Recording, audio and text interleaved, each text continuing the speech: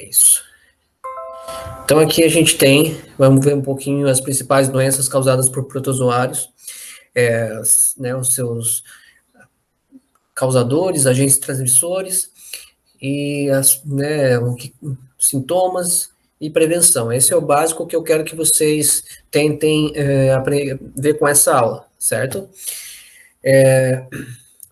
Essa parte dos dois tipos de parasitas, os ciclos que ele tem, né? Quando tem um único hospedeiro, ou quando tem mais de um hospedeiro, né? Até intermediário, até chegar no hospedeiro definitivo, é só para, né, termos de diferenciar, mas não, o que me interessa mais para a gente é falar sobre as doenças em si e o que a gente deve fazer para se prevenir dessas doenças, né? Então, a primeira doença causada por protozoários é a amebíase, né? O nome já meio que já deixa claro que a gente está falando das amebas, né? O grupo de protozoários, aqueles que têm os pseudópodes como forma de locomoção, né? Então, existem algumas espécies de amebas que são que podem causar doença. No caso, a amebíase é a mais famosa, aí, né? O nome científico da doença, né, da causadora da amebíase é essa aqui, então, uma ameba histolítica, que sarcodínio é o outro nome para o grupo das amebas, né? A gente colocou risópodes também como nome para esse grupo. O ser humano hospedeiro definitivo, né? E onde ela vai se instalar, né? Elas colonizam o intestino grosso, ou seja, elas vão se instalar ali e aderindo na mucosa, eles vão começando a se alimentar de bactérias e detritos da nossa alimentação, inclusive. Mas também, de uma forma descontrolada, ela vai começar a se alimentar das próprias células da parede do intestino, e aí começam a causar os problemas, como os ferimentos no intestino, né? Então, aqui como é que começa o ciclo dela, né? Como é que a pessoa pega a amebíase? Principalmente por água e alimentos contaminados. Por isso é importante né, a gente, frutas e verduras, a gente lavar antes de consumir, porque elas podem estar contaminadas com as amebas lá, como se fossem os ovinhos da ameba, né? A gente não chama de ovo porque a ameba não bota ovo, mas ela se encolhe bem, né, num casulo, vamos dizer assim, ficando, a gente chama de, quando ela fica nesse formato, ela está em forma de cisto, né? Tipo, como se fosse ela se fecha dentro de um casulinho, para poder viver fora né, do corpo de quem ela está parasitando. Né? Essa é a forma que ela consegue sobreviver fora, senão ela acabaria desidratando, secando e morrendo. Então ela se encolhe, forma cisto, e assim ela pode ficar no ambiente por muito tempo, esperando o momento que alguém vai consumir algum alimento que está onde ela está, né, lá nesse alimento e indo para o organismo de alguém. E ela lá no intestino ela vai começar a se desenvolver. O cisto vai começar a voltar à atividade, ela vai começar a se reproduzir nos intestinos. Então, água e alimentos contaminados é a forma como que uma pessoa pega a amebíase, certo? Sabendo como essas doenças são passadas, né, a transmissão dessa doença ocorre, a gente já pode pensar na forma de prevenção para ela, né? Então, lavar os alimentos antes de consumir com água, né? Até se colocar uma colher de chá para 1 litro de água, de água sanitária para matar os micro-organismos que ali, né, tiverem, deixar por um tempinho e tirar. Né? Como agora a gente faz, agora muita gente fazendo por conta do coronavírus, isso também não só para o vírus, isso funciona. Né? Praticamente todos os organismos que podem causar doenças. E a água, a forma de prevenir isso é você né, consumir água potável, né? E o tratamento de água é essencial para isso. Né? A água tratada nas estações de tratamento, água que foi colocado cloro, enfim, né? Ferver a água, se a pessoa morar num lugar que não existe tratamento de água adequado, ferver também resolve, né? E isso impede. Então, por que, na verdade, a pessoa com amebíase, ela está também liberando nas fezes os cistos das amebas que foram se reproduzindo nesse organismo.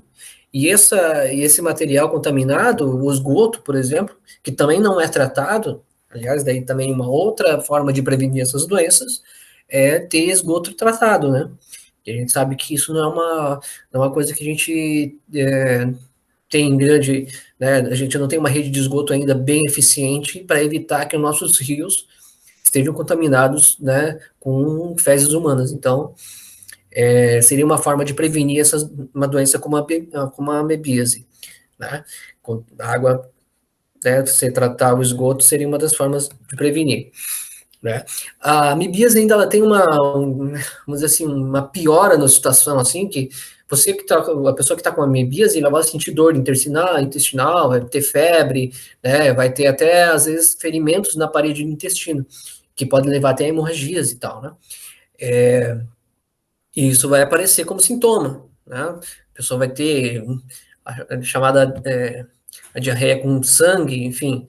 E muitas vezes, às vezes, pode acontecer dessas amebas entrarem na corrente sanguínea da parede do intestino e o sangue carregar amebas para várias regiões do corpo, para o pulmão, para o fígado e até para o cérebro. Existe uma situação onde tem a amebíase cerebral, que essas amebas vão parar no cérebro e essas amebas vão começar a se alimentar dos teus neurônios, então vai começar a comer teu cérebro. Então, é uma coisa que não é tão comum na amebíase, mas pode já, né, tem situações onde isso acontece. Então, pode ter uma piora bastante grande por conta disso. Tá?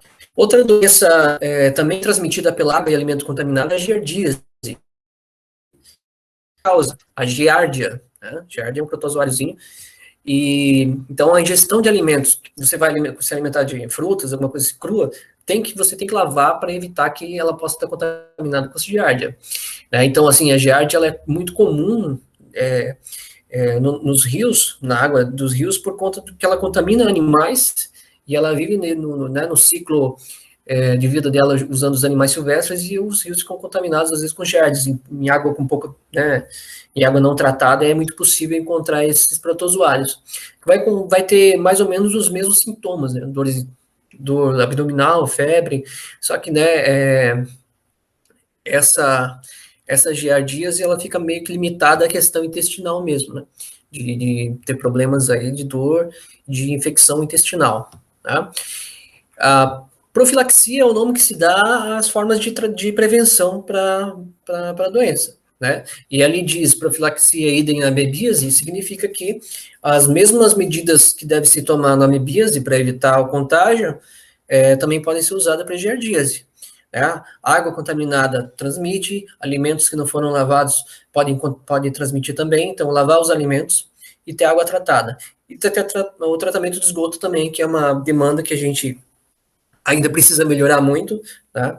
Que é o grande contaminador aí de, principalmente crianças, enfim, dizem assim, né, que se você, vamos ver primeiro esses dois protozoários aqui, porque ele está diretamente ligado ao saneamento básico, né? O saneamento básico não é só água tratada para a gente beber, mas é o esgoto tratado também. Que se investir em tratamento de esgoto significa evitar um monte de doença que é transmitida por água contaminada. Então a gente estaria economizando dinheiro em medicamentos, em atendimento hospitalar, se a gente está investindo em tratamento de esgoto. Né? Então, medidas para prevenção das giardíase e amebíase é saneamento básico, certo? Aqui é o ciclo de vida da giardíase, que a giardia é esse protozoáriozinho aqui, ó, parece que tem dois olhinhos, mas é o núcleo da célula, né? Ela tem esses flagelos, que ela né, é um protozoário flagelado, então entra pelo cistos da giardia em alimento e é contaminado, e no intestino ele vai se desenvolver e começar, né, a te causar problemas se alimentando das paredes do teu intestino. E vai sair nas fezes, vai contaminar a água de novo, e assim o ciclo se permanece. Protozoários que têm ciclo de vida ligado à questão sanguínea. A doença de Chagas é um protozoário também ciliado, um Trypanosoma cruzi, é o nome do protozoário causador, e não tem reprodução sexuada. A doença de Chagas, apesar de ser uma doença bem um pouco restrita, é uma doença endêmica do Brasil, ou seja, ocorre principalmente no Brasil, e está muito ligado à questão das condições sociais onde a pessoa vive e tal, porque a gente vai ver que O vetor, quando a gente fala vetor, a gente está falando quem que é o transmissor. Naquelas duas doenças que a gente viu primeiro, não tem um vetor, né? O que seria o vetor, a forma de transmissão, é pela água contaminada e alimentos contaminados. O vetor é o que transmite, tem um ser vivo ali, um animal, no caso, um inseto, que transmite essa doença. Então, ele é um vetor. E no caso dessa doença, o vetor, que é o barbeiro, esse triatoma ali, o gênero triatoma, é de um inseto chamado barbeiro, esse bichinho aqui, ó, essas 3 espécies aqui ocorrem no Brasil, ele que pode carregar o protozoário, né, da doença de Chagas, o Trypanosoma cruzi, certo? E a doença de Chagas não afeta só os seres humanos, mas quase todos os mamíferos silvestres e domésticos. E alguns anos atrás, houve alguns casos de doença de Chagas em Joinville. E não foi diretamente ligado por conta de picadas do inseto barbeiro, mas sim porque ele acabou sendo, né, no meio onde faz caldo de cana, todos esses bichinhos estavam escondidos no meio das canas e eles foram moídos junto. E eles estavam com o Trypanosoma, né, dentro deles, e quem tomou o caldo de cana acabou contaminado. Isso foi uma ocorrência meio isolada, mas ocorreu em Joinville. A gente não tem muitos casos de doença de Chagas diretamente ligadas à picada do inseto em si, né? Mas parece que eu já vi casos onde tem contaminação via oral pelo caldo de cana que tomou, que estava misturado junto com o inseto e até açaí mesmo. Então, é a importância de saber o que você está consumindo, né? Tá vendo eles produzir, fazer ali o caldo de cana, saber que está tudo limpinho, né? Então, o Trypanosoma, que é esse protozoário ciliado aqui, que vocês estão vendo aqui, certo? Tem um ciclo de vida ligado aí deixa eu colocar exatamente onde ocorre a transmissão. O inseto em si, ele se alimenta de sangue, né? Ele vai picar uma pessoa, até um animal contaminado, ele vai se contaminar também com o protozoário, e o protozoário vai ter uma etapa do ciclo de vida dele ocorrendo dentro do Trypanosoma, dentro do barbeiro.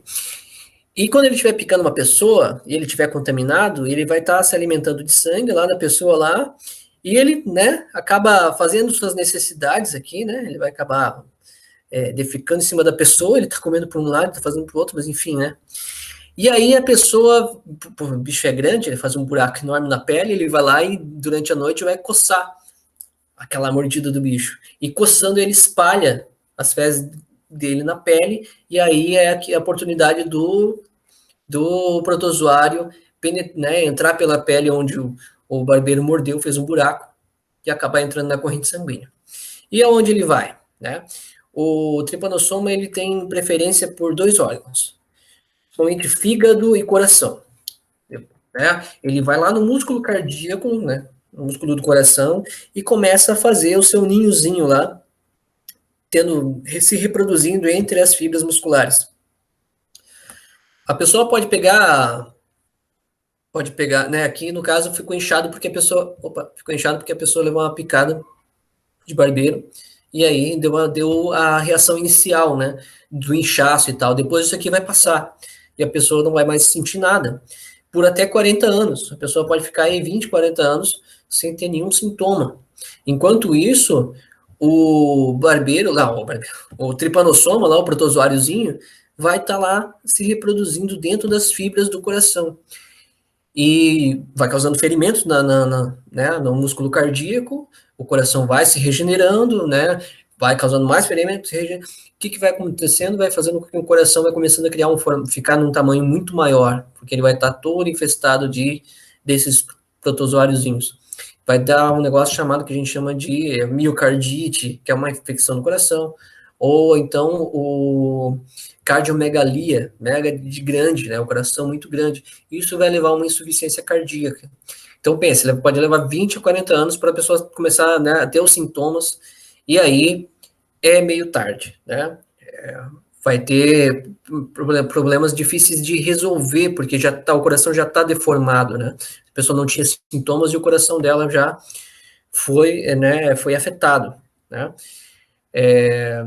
O que a pessoa sente no caso da doença de Chagas? Febre, aí fica onde teve né, hepatomegalia, significa o fígado vai ficar muito grande, a pessoa vai ficar com aquela barrigona, né?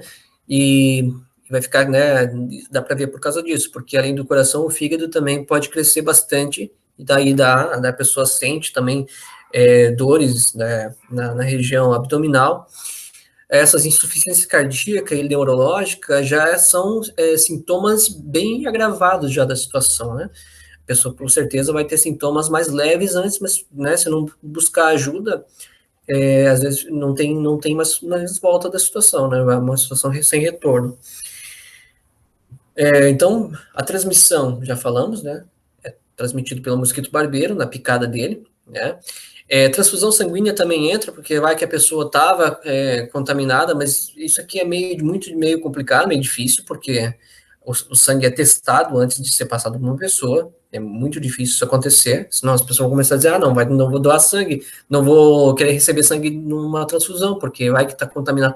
Isso aqui, hoje em dia, já não tem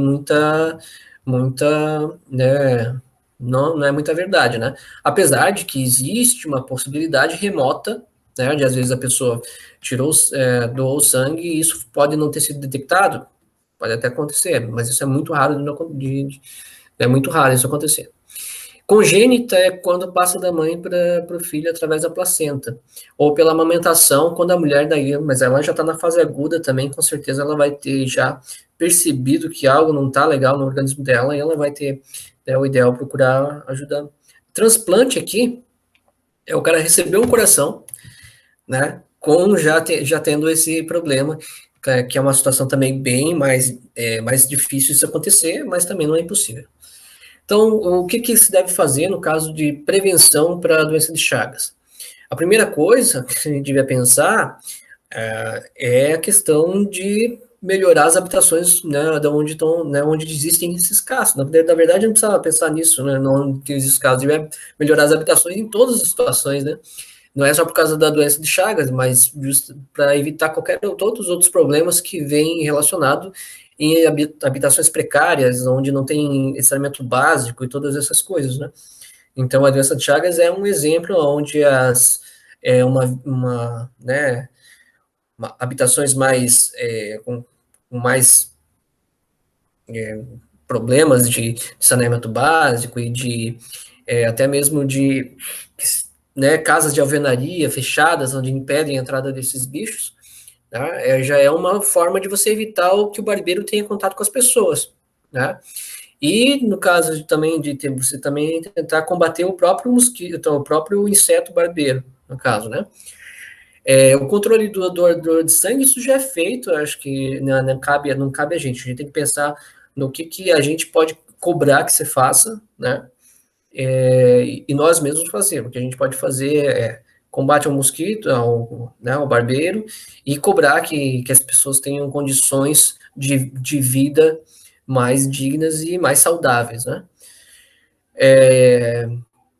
O tratamento ele pode ser eficaz no início da doença, né? Como eu falei, depois que o coração já estiver muito afetado pela doença, o fígado também, aí fica difícil recuperar a funcionalidade desse órgão. Às vezes não tem até um transplante seria necessário para recuperar.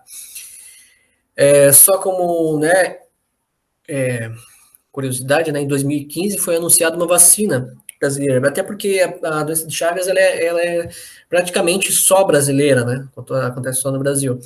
E foi pensada uma vacina para combater o tripanossoma e tal. Foi testada com sucesso, mas em animais, né, em camundongos, não em seres humanos.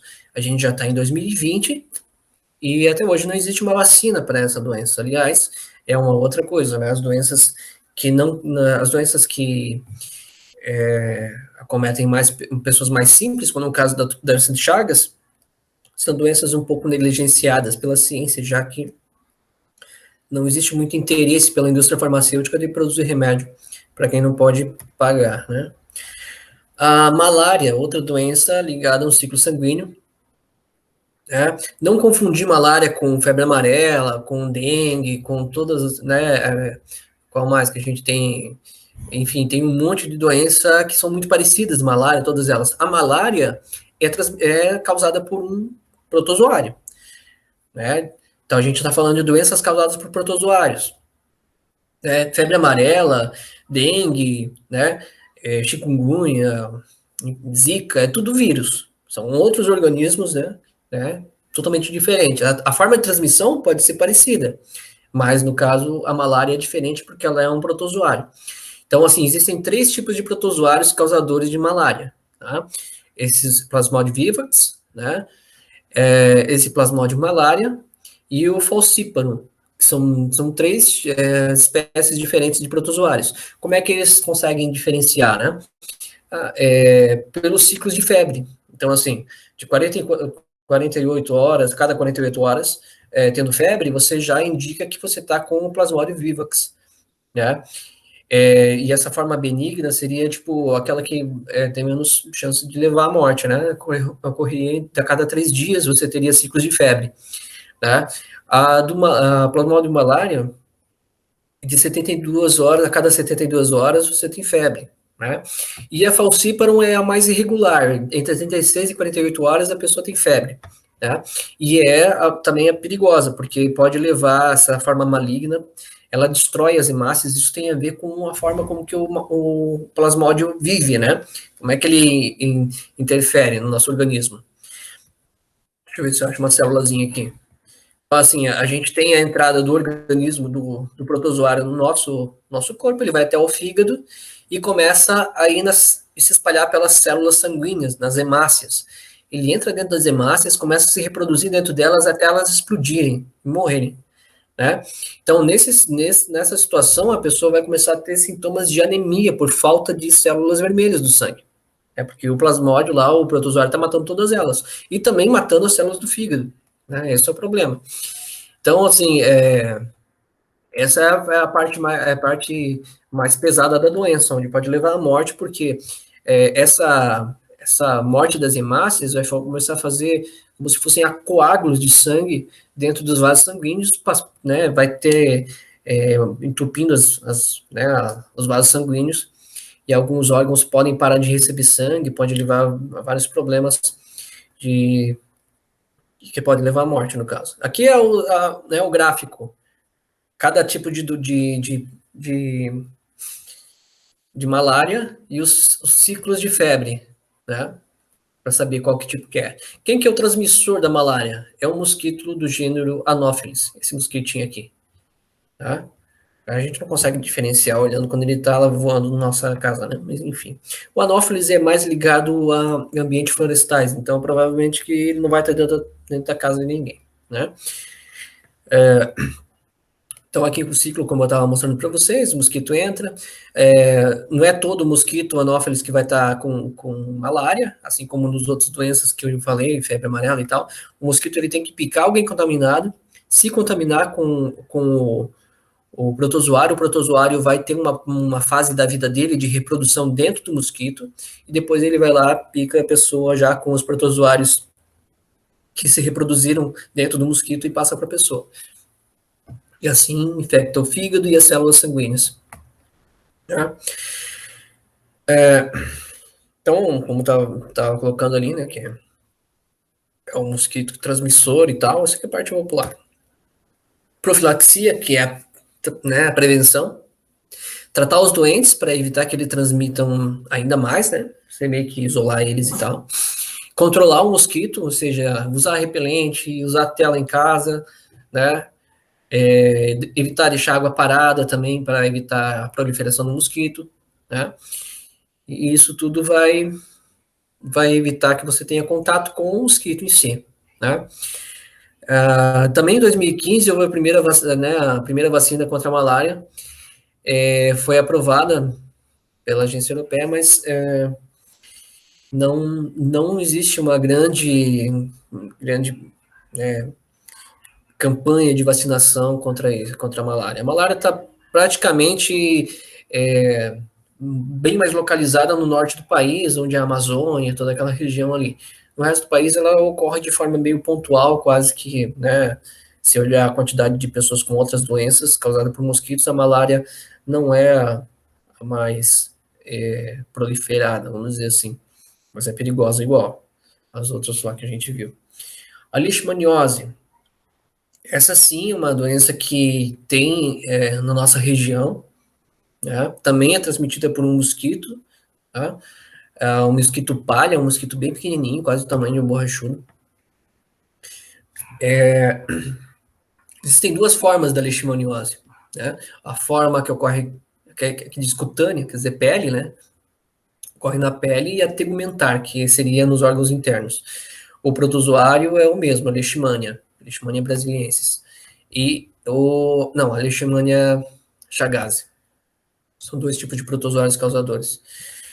Essa doença também está ligada à transmissão por mosquitos, e ela também, vamos dizer assim, infecta animais silvestres e tal, e infecta humanos. Nesse ciclo, né, o mosquito palha, ele está muito ligado também a lugares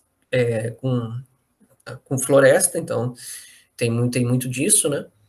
Ele não vai diretamente ligado na casa das pessoas, mas a pessoa tendo contato em ambientes que possa ter esse mosquito, tá? Então ele pica a pessoa, mesmo esquema do bem parecido com a malária. A diferença é que ele pode agir na pele, né? Começar a matar as células da pele, se reproduzir nas células da pele, ou nos órgãos internos, tá? Então, aqui está né, a tegumentar, que é a da pele, né? Que pode estar em animais, como, né? Ou até nos cães. Já houve casos de leishmaniose né, há pouco tempo registrado na nossa região aqui, de Joinville e todo. E eram os cães que estavam infectados, no caso. Então, se o mosquito o mosquito palha, picar esses animais, eles picarem o ser humano, vão estar passando a leishmaniose, que vai causar lesões na pele, que são lesões bem feias, que eu vou mostrar algumas aqui, né, aqui, ó, transmissão, né, o animal, no caso, o animal aqui acaba sendo um reservatório e o mosquito é o transmissor de um animal para o outro. E a leishmaniose visceral, eu tenho sintomas diferentes, que tem febre, né, emagrecimento e tal, e hepatomegalia, e significa fígado que vai ficar muito grande, fígado inchado e tal, e começa a causar uma espécie de necrose, né? Ele começa a apodrecer internamente esses órgãos internos. Então, a pessoa é muito mais grave e pode levar à morte por conta disso. Pode chegar até a afetar a medula óssea, né? Isso é uma coisa bem mais. A leishmaniose visceral é bem mais séria, né? Então, mais uma doença, então, a toxoplasmose. Essa toxoplasmose, ela está ligada também a hospedeiros intermediários e o definitivo, pode infectar os seres humanos, mas pode infectar animais domésticos, como um gato, um cachorro, e tem as aves e outros mamíferos como hospedeiros intermediários. Como é que isso acontece?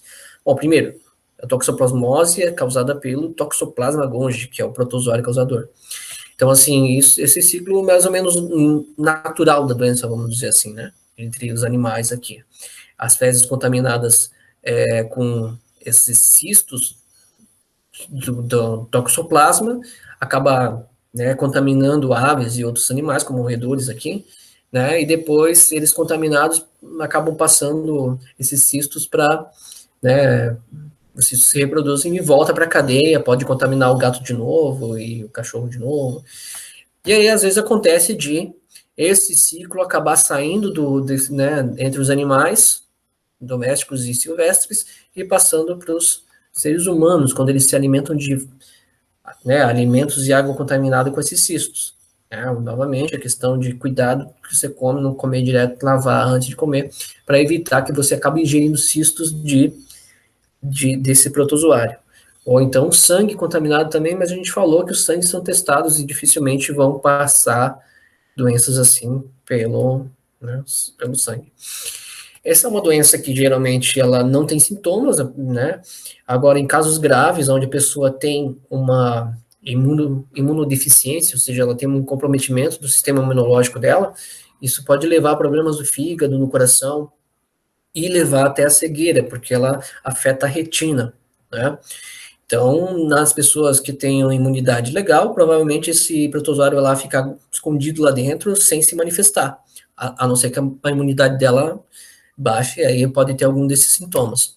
O mais grave mesmo está associado à toxoplasmose congênita, então, ou seja, transmitido pela mãe para o feto através da placenta. E nesse momento, onde o bebê está se desenvolvendo, o protozoário pode aproveitar esse momento para causar, né, para se desenvolver além da conta e levar a problemas no feto, tá? Como problemas de nascimento prematuro, problema na visão, microcefalia, enfim, vários problemas ligados à toxoplasmose congênita, que é a parte mais perigosa dela.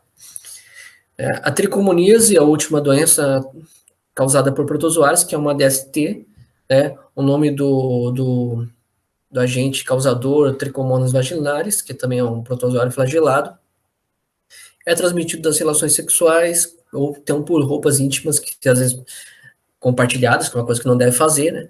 E pode passar esse protozoário, né? Que vai causar problemas de corrimento, queimação na uretra, enfim, qual que é a medida profilática nesse caso aqui, né? É o uso de preservativo, né? Para evitar a contaminação desse tipo de doença. E o tratamento precoce desse tipo de problema, você já eliminar, já que é um protozoário, muitos remédios já fazem efeito como antibióticos podem resolver.